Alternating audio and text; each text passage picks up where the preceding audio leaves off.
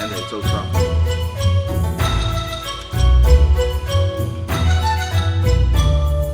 Nababo kabalin, kumusta kayo po? My name is Louie and welcome to Where in Pampanga, where we help businesses promote their products and services to Where in Pampanga community. For today's vlog, our featured business is hailing from Angeles City. Ang pangalan po ng business ay ang PAQUIT'S Food Trays to Go, Pares, and Tokwat Baboy. Wow! If you are going to check out their fan page, guys, grabe, they are serving a lot of food, no? I think on a regular basis, nag-iiba yung kanilang menu. For example, check this July 21 menu. Meron silang pangatilapia, beef broccoli, tokwat baboy, tokwat lechon, lechon kawali, sisig, dinakdakan, chili wings, beef pares, and silog. Grabe. Probably these are, jack of all trades sa mga pagkain. They can probably, cook almost anything.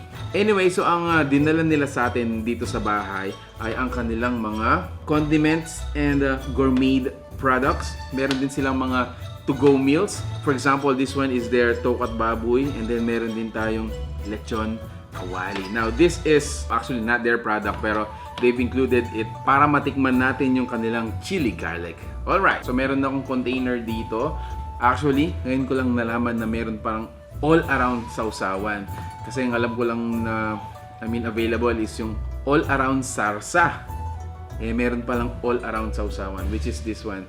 According to the owner, you can dip almost anything here. And then, meron din tayong spicy suka. Grabe. Check. Ang daming spices na nakikita ko dito.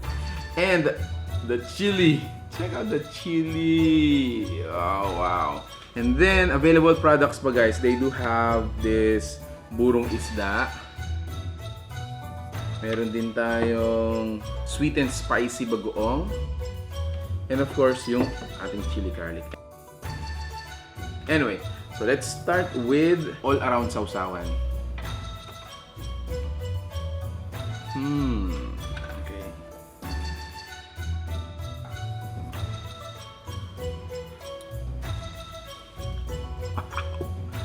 Wow!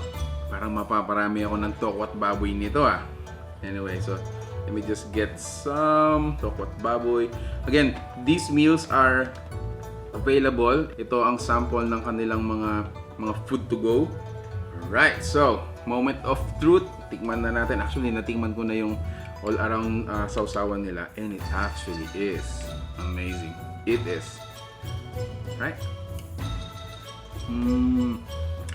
So yung fried pork natin dito, although crispy yung outer layer niya, yung inner meat actually is so tender, it's so soft. Next to taste ay yung kanilang lechon kawali.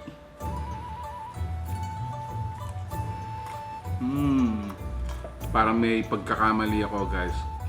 Hindi ako napagdala ng rice. Sayang! Anyway, I gotta taste this chili garlic oil. Let me just open it like so. And then our siomai. Alright, so I think that's enough for the meantime. No? Hindi pa natin alam kung gaano kalakas yung chili nila. So,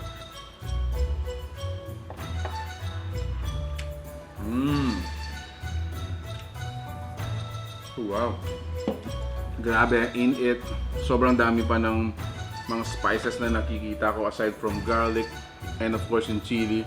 Para sa akin, hindi siya ganun talaga kaanghang.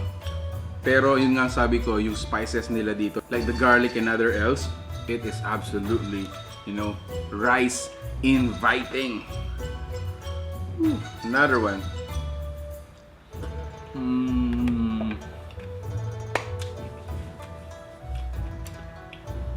So, guys, if you like the food that you saw in this video, please give it a thumbs up, share it with your friends. Any recommendations and reactions coming from you guys will be highly appreciated. Thank you for watching Where in Pampanga. Until our next video, see you there, bye.